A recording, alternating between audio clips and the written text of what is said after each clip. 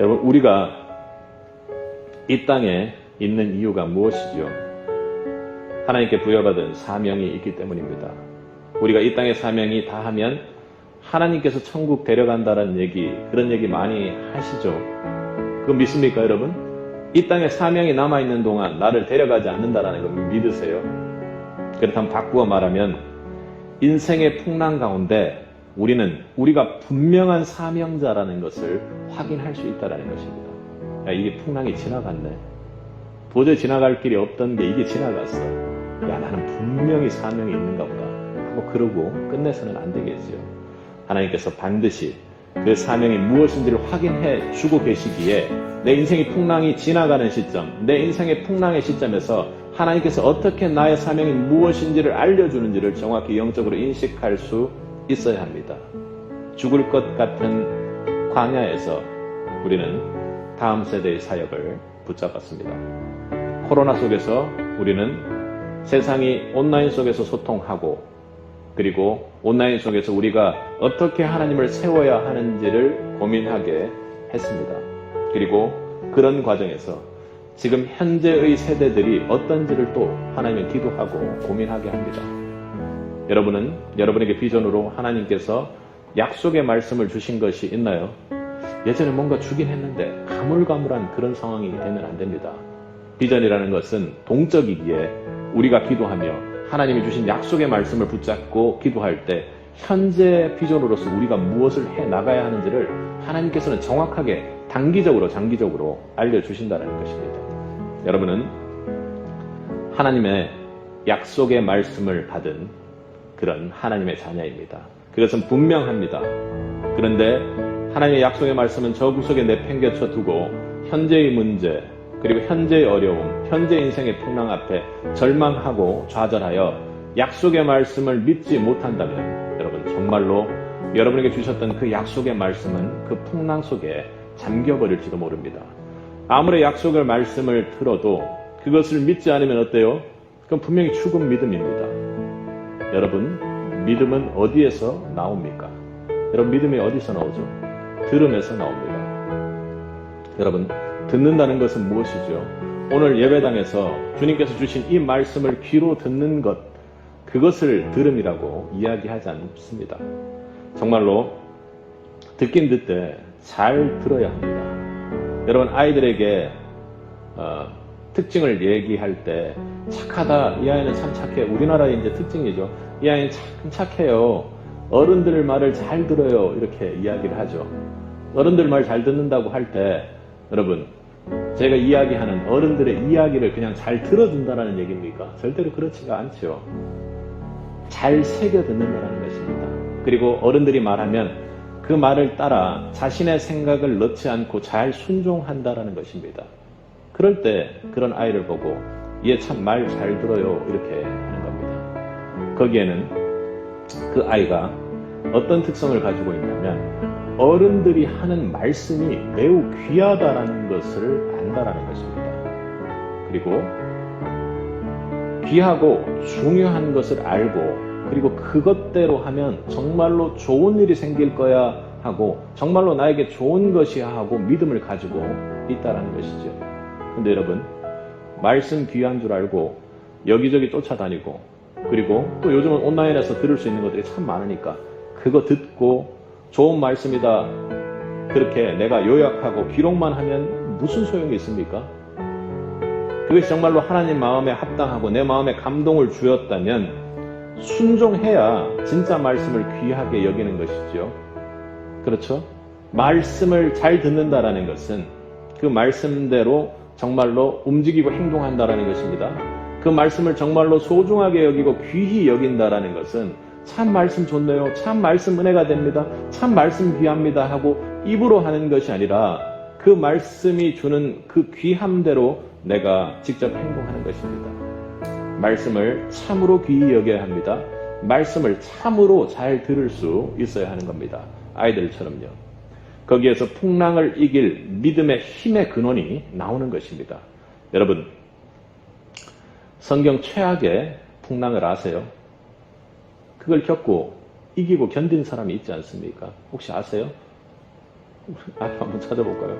제가 이제 창세기는 우리가 이 성경책이 3개에 대해서 여러분들이 잘 안 열어봤을 줄 알고 앞으로 간다. 창세기 6장을 보세요. 여러분이 잘 아시는 분입니다. 눈으로 한번 읽어가면서 어떤 상황이 있었는지 보겠습니다.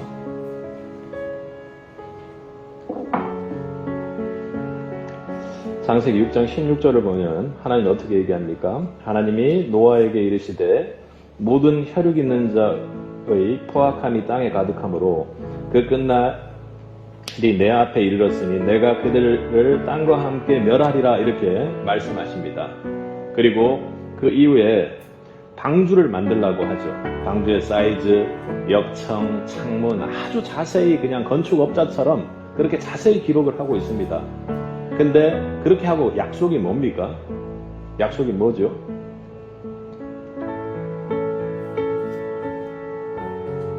이 20절을 한번 볼까요?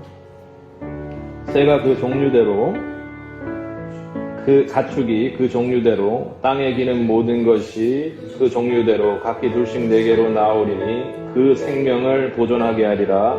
너는 먹을 모든 양식을 내게로 가져가 저축하라. 이것이 노아 그들의 먹을 것이 되리라. 노아가 그와 같이 하나님이 자기에게 명하신 대로 다 준행하였더라. 그러니까 다들 멸절시키고 죽이는데 이렇게 하면 보존되고 생육하고 번성하고 생명을 유지하리라 이렇게 지금 약속의 말씀을 주고 계시는 것입니다. 그런데요, 방주를 그렇게 만들고 살리라 이렇게 하신 그 약속의 말씀 가운데 그걸 믿는 사람이 있었습니까? 그 시대에 아무도 없었습니다. 방주를 그 성경으로 보면 제가 잘 안 믿겨요. 한 120년 내지 이 성경을 보면 120년 내지 길게는 150년, 뭐 짧게는 100년 정도 만들었다고 하는 사람들도 있습니다. 성경의 학자들이. 근데 저는 그렇게 안 믿겨요. 아무리 믿으려고 해도 방주를 그렇게 100년 동안 만들었을까? 노아의 그 바보스러움이 잘 안 믿깁니다. 근데 분명히 그 정도 만들었을 것 같습니다. 거기에는 하나님의 인내하심이 분명히 있을 것입니다. 세상을 멸절시키겠다라는 마음을 가지고 있음에도 불구하고 이 사람을 만들어낸 것을 후회하고 안타까워하고 마음이 너무나도 고통스러워서 그 100여 년간 하나님께서 참으면서 있었을 것입니다. 그런데 100여 년간 노아가 그렇게 방주를 만들었다는 게 저는 도저히 믿기지 않습니다. 정말 바보 같아요. 하나님께서 말씀하신 대로 일일이 다 만들면서 자기 혼자 아무도 믿지 않는데 아내하고 다 포함하면 한 8명 정도 되지 않습니까? 그 8명의 사람들이 그걸 다 믿었을까? 100몇 년 동안? 참으로 쉽지 않았을 겁니다. 가족들마저도 이제 좀 그만 만들어라 이렇게 하지 않았을까 이런 생각들이 들어요. 근데 노아가 홀로 그렇게 노아의 연약함이 있음에도 불구하고 그렇게 다 준행했다라는 거죠. 여러분, 노아가 바보입니까? 아니요. 그 다음 절에 보면 그는 하나님께 의인이 된 바 됐다고 의인으로 그렇게 칭송을 받습니다. 여러분, 오늘 본문에 바울에게도 하나님께서 주신 약속의 말씀이 있었습니다. 노아는 그 어려운 상황 속에서도 하나님께서 주신 그 약속의 말씀 붙잡고 100몇십 년을 그렇게 다 일일이 준행했던 사람입니다. 그래서 성경 최악의 풍랑을 면하는 그런 구원자로서의 은혜를 누리게 되는 것이죠. 오늘 본문 25절을 읽겠습니다. 바울에게 주신 하나님의 약속은 무엇입니까? 함께 읽겠습니다. 24절부터 한번 읽어보도록 하겠습니다. 바울아, 두려워하지 말라. 내가 가이사 앞에 서야 하겠고 또 하나님께서 너와 함께 항해하는 자를 다 내게 주셨다 하였으니 그러므로 여러분이여 안심하라. 나는 내게 말씀하신 그대로 되리라. 하나님을 믿노라. 아멘. 바울은요, 내게 말씀하신 그대로 되리라 하고 믿는다고 했습니다. 노아의 신앙과 똑같은 신앙입니다. 근데 하나님께서 뭘 말씀하셨어요? 짧게는 내가 가이사 앞에 서야겠고 하고 하나님께서 말씀하셨습니다. 여러분, 거기에 여러분 성경이 같으니까 지도가 있나요? 잠깐 보세요. 잘 안 보실 수도 있겠지만, 그러니까 지금 거기 중간에 있는 그레데, 미항이라고 보이는 그곳이죠. 그곳에서부터 뭔가 이제 잘못되기 시작한 거거든요. 그리고 여러분 그 선의 흐름을 보니까 막 꾸불꾸불하게 막 보이는 적이 있죠. 어디서 풍랑이 나타났는지 그 느낌이 오시죠. 그리고 여러분이 지도상에 여기서 뭐 잘 아는 곳은 뭐 로마밖에 없지 않습니까? 로마 쪽으로 한번 보세요. 그쪽으로 가야 하니까 분명히 그 가는 기간 동안은 반드시 살아있을 것이다 하는 그런 믿음을 그는 약속의 말씀을 통해서 가졌다라는 것입니다. 내가 가이사 앞에 서야겠고, 이것이 바울의 사명입니다. 23장에서 유대인들의 소동에 고통받던 바울에게 말했던 것처럼 로마에서 바울을 세우리라고 계속 말씀해 주신 하나님의 약속의 말씀을 그는 끝까지 붙잡고 있었던 것입니다. 여러분, 인생의 절망 속에서도 하나님의 약속의 말씀을 듣고 성도는 믿어야 합니다. 잘 믿어야 합니다. 아무리 삶 속에서 큰 어려움이 있고 고통이 있더라도 하나님이 사람의 딸을 쳐다보지 말라면 하지 말아야 합니다. 그리고 하나님 말씀대로 하면 생명을 보존하리라고 하셨으면 그와 같이 하여 하나님 말씀하신 대로 다 준행하여야 하는 것이 성도입니다. 노아처럼, 지금 바울처럼 하나님이 너 거기에 갈 거야. 너 지금 구해서 갈 거야. 그러니 죽을 일 없어. 풍랑이 몰아쳐도 그렇게 말씀하시면 그런 줄 알고 하나님이 시키는 대로 준비하고 실제로 다 준행하면 되는 것입니다. 우리 하나님께서 여러분에게 주셨던 약속의 말씀을 여러분이 믿고 준행한다면 분명한 것은 풍랑이 지나가는 것뿐만 아니라 우리를 하나님께 영원히 속한 자로, 하나님의 전하로, 하나님의 사명을 감당하는 자로 하나님께서 살게 해주신다는 것을 오늘 본문은 이야기를 합니다. 어떠한 일도 그것이 천지자연, 초자연적인 일이라 할지라도 절대로 성도를 눕힐 수 없다는 것을 여러분 믿을 수 있길 바랍니다. 당대 하나님 앞에 의로운 자로 섰던 노아는 구원을 받았습니다. 약속의 말씀을 참으로 잘 믿었기 때문입니다. 잘 믿었기 때문입니다. 여러분에게 주신 약속의 말씀은 무엇입니까? 분명히 그 말씀대로 그대로 될 것입니다. 아멘. 바울이 언제고 하나님이 주신 말씀 그대로 되리라고 믿었던 것처럼 여러분에게 약속을 붙잡고 바보같이 믿는 그런 바울의 믿음이, 노아의 믿음이 정말 은혜로 주어지길 주님의 이름으로 축복합니다. 여러분, 바울이 죽음을 앞둔 그 상황에서 반복적으로 그런데 지금도 사람들에게 말하고 있는 것이 있습니다. 그 풍랑과 기도와 그리고 하나님의 말씀과 그 모든 것들을 생각했더라도요, 바울이 지금 태연하게 여기서 이야기하고 있는 것, 그것이 바울의 겸손이기도 하고 참 뭐라 해야 되나요? 아이러니 속에서 정말로 그 풍랑 속에서 바울의 모습을 보면 조금은 미소가 지어지기도 합니다. 무엇을 말했습니까? 그것은 바로 그 사람들 마음 안에 전도자로서 평안을 주는 것이었습니다. 우리 22절을 한번 읽어보도록 하겠습니다. 내가 너희를 권하노니 이제는 안심하라. 너희 중 아무도 생명에는 아무런 손상이 없겠고 오직 백분이리라. 25절입니다. 그러므로 여러분이여 안심하라. 나는 내게 말씀하신 그대로 되리라고 하나님을 믿노라. 아멘. 바울을 보세요. 우리는 너희 중 아무도 생명에는 아무런 손상이 없겠고 오직 백분이니라. 여기에만 집중하는 것이 사람의 인생입니다. 그런데 지금 바울이 집중하는 것은 무엇입니까?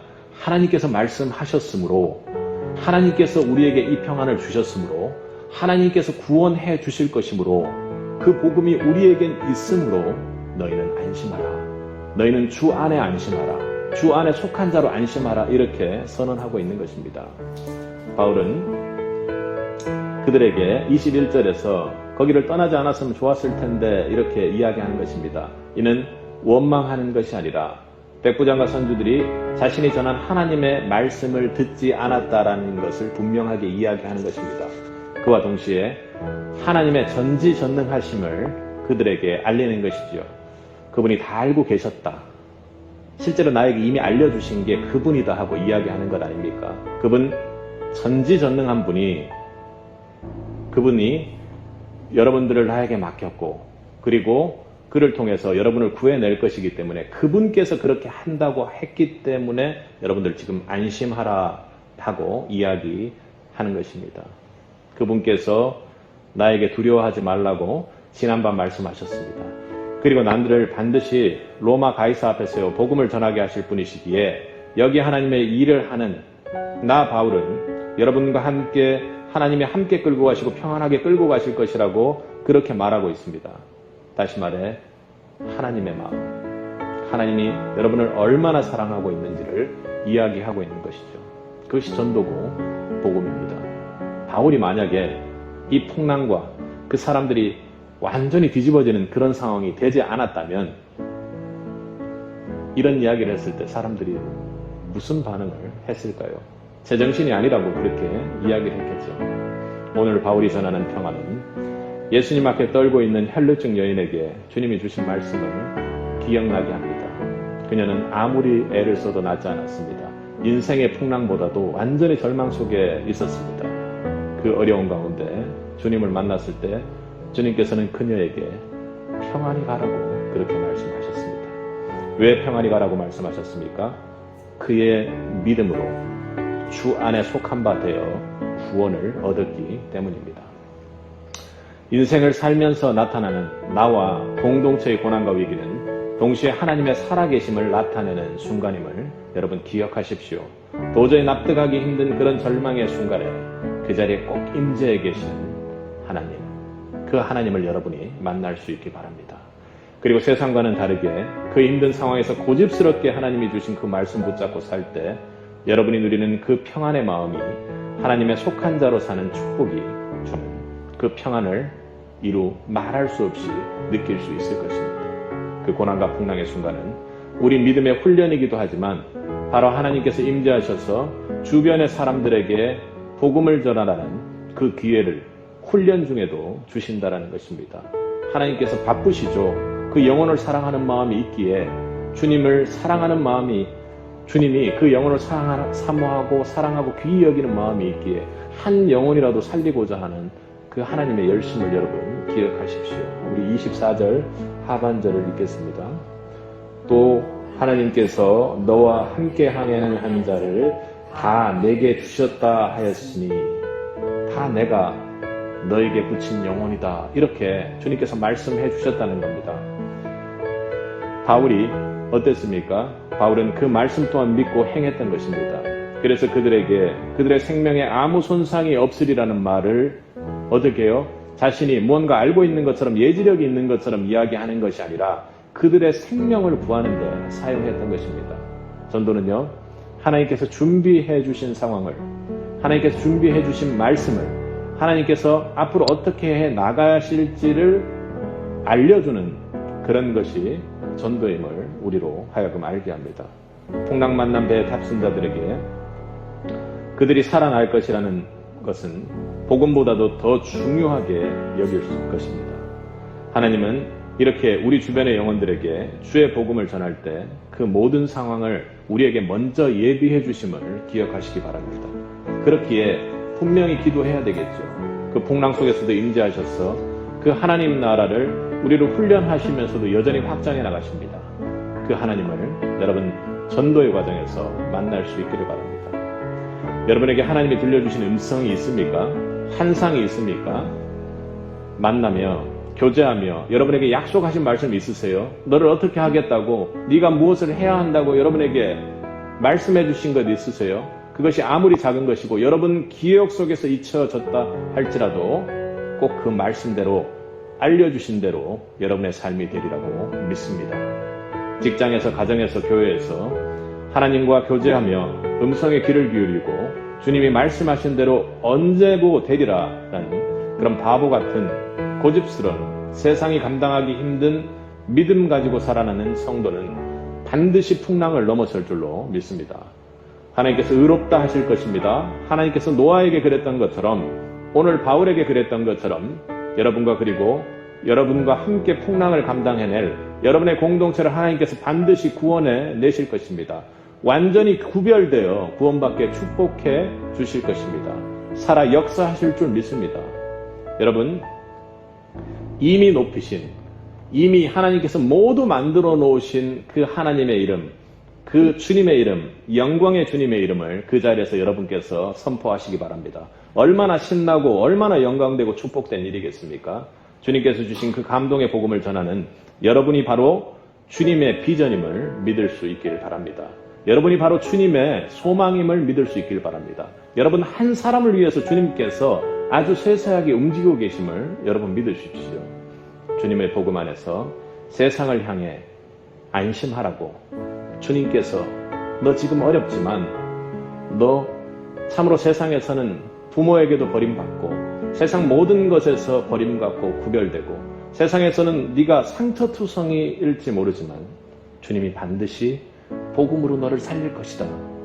그렇게 말씀하신 그대로 해줄 것이다 하고 여러분들이 선포하고 그리고 선포하며 그리고 영혼들이 돌아오는 그 자리, 그것이 주님의 비전이고 여러분의 비전이며 여러분의 환상이며 주님께서 지금 우리에게 주시는 음성으로 들을 수 있길 바랍니다. 저는 주님께서 세빛에게 주신 말씀대로 되리라, 그대로 되리라고 믿습니다. 사랑하는 세빛 여러분, 여러분의 삶에는 올 한 해 앞으로 어떤 풍랑이 찾아올까요? 안 왔으면 좋겠습니까? 그때 여러분에게 주신 그 약속의 말씀 붙잡고 그 약속의 말씀대로 그대로 되리라는 복음을 전하는 자리로 여러분 역전시키고 승리하는 성도들이 되기를 바랍니다. 그 믿음의 평안을 이 시대에 전하는 저와 여러분이 되시기를 주님의 이름으로 간절히 축원합니다.